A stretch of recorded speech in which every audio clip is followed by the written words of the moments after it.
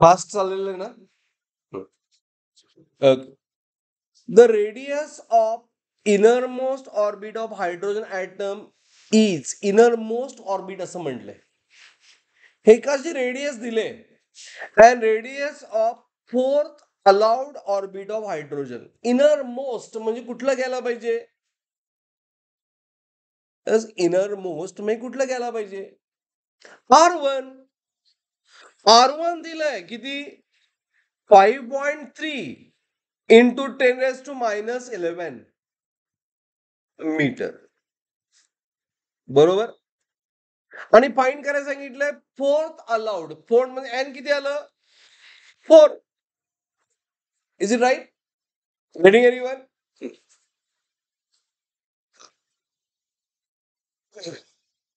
So we know that R4 is n square R1. Is it right? बरोबर आहे काय. हे रिलेशन आहे. R square is n square R1 and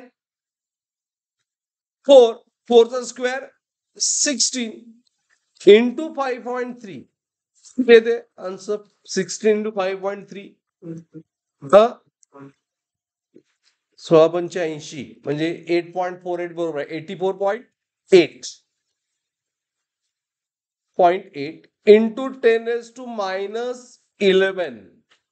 हा आता अँगस्ट्रॉम म्हणजे ईशान किती 10 only Ishan. Very nice. H बरोबर आहे. अँगस्ट्रॉम म्हणजे 10⁻10. आपल्याला -10 पाहिजे आहे. Is it right. सो -10 पाहिजे.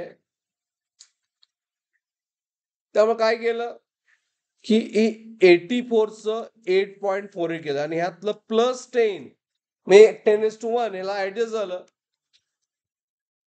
It is a -10.